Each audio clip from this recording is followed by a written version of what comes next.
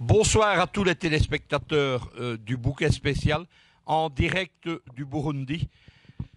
Lorsque j'ai choisi, il y a de nombreux mois, de défendre le gouvernement légal, légitime et démocratique du Burundi, j'ai expliqué à l'époque que je le faisais aussi parce que j'étais panafricaniste.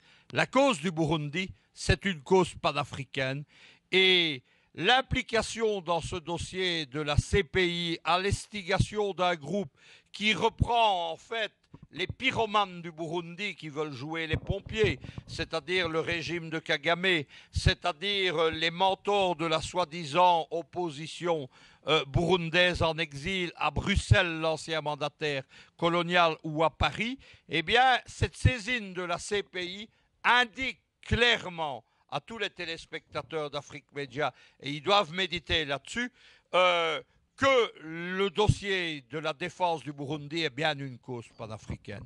C'est quoi la CPI? C'est une cour fantoche aux mains du bloc américano-occidental. Comme ses prédécesseurs, le tribunal pénal pour la Yougoslavie, le tribunal pénal pour le Rwanda qui n'a jugé que des lampistes, le tribunal pénal pour le Liban qui n'a rien fait, eh bien, cette juridiction est ce que les anglo-saxons appellent un kangaroo court. Cela veut tout dire, en français d'une façon moins imagée, c'est un tribunal fantoche où l'on a décidé de poursuivre et de juger singulièrement que des Africains, peut-être parce que l'on juge en Occident que l'Afrique et les Africains ne méritent pas le respect, mais aussi parce que l'on sait que la désunion africaine, la tragique désunion de l'Union africaine, eh bien, permet d'humilier l'Afrique. Le Burundi a-t-il quelque chose à se reprocher dans cette affaire? C'est un dossier monté sur une situation qui est ce qu'on appelle dans les officines de propagande de l'OTAN du storytelling. C'est un scénario. On a tout d'abord inscrit le scénario du Burundi dans un soi-disant scénario de printemps africain.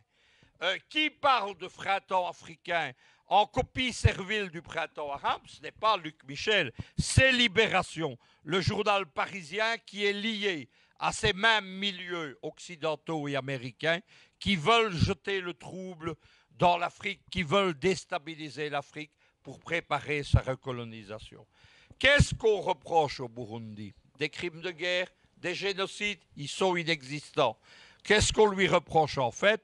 C'est d'avoir voulu disposer de son sol, de son pétrole, d'avoir donné le pétrole aux Chinois, d'avoir donné les mines aux Russes. Et comble de l'outrecuidance, comble du reproche fait à un président africain, le président Nkurunziza s'est adressé à la Russie et a conclu avec elle des accords militaires, comme l'a fait d'ailleurs un autre grand président panafricain, Obiang Mbasogo, en Guinée équatoriale. Parlons franchement. L'Union africaine, jusque maintenant, elle s'est distinguée en se tenant du mauvais côté, en voulant envoyer des troupes au Burundi, alors qu'il fallait les envoyer, comme le demande le gouvernement légitime, légal et démocratique de Bujumbura, sur la frontière entre le Rwanda et le Burundi, cette frontière par où passent les groupes terroristes et les groupes armés. Ajoutons le deuxième élément du dossier. On a vu comment les Occidentaux, ces ONG occidentales, les mêmes que l'on retrouve dans la tentative de saisine de la CPI contre le Burundi, on a vu ces rapports contre l'armée tchadienne, on a vu ces rapports contre l'armée camerounaise en lutte contre Boko Haram. Mais le terrorisme en Afrique, on l'oublie parce que Afrique Média a focalisé ses débats là-dessus. Ce n'est pas seulement Boko Haram. Le Burundi aussi est confronté à un mouvement terroriste. Tous les jours, on arrête des poseurs de bombes, on arrête des assassins, on exécute des personnalités, aussi bien de l'opposition que du gouvernement pour y semer le chaos. Mais ce terrorisme-là, curieusement, au regard des capitales occidentales, si promptes à hurler lorsque l'on abat un Français ou un Belge, eh bien, lorsque des centaines d'Africains subissent ce terrorisme, ils ne sont plus des victimes. On va le dire franchement. Le Burundi est là aussi une cause panafricaine. C'est la cause de tous les Africains qui veulent une Afrique indépendante et libre, qui pensent qu'un pays africain a le droit de choisir sa démocratie souveraine, sa voie vers la démocratie. Quel président peut se vanter d'avoir été mieux élu que Pierre Nkurunziza? Il a gagné toutes les élections.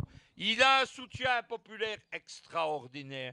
Lorsque une partie de son armée minoritaire, isolée de la population en mai dernier, instigée par les capitales occidentales, a tenté un coup d'État, ce coup d'État, il a lamentablement échoué en quelques heures. C'est à ce président démocratiquement élu que l'on veut maintenant lancer la CPI, que l'on veut lancer les chiens courants de La Haye, qui sont les chiens courants lancés contre tous les ennemis de cet ordre occidental, contre tous les ennemis d'un monde juste et équitable.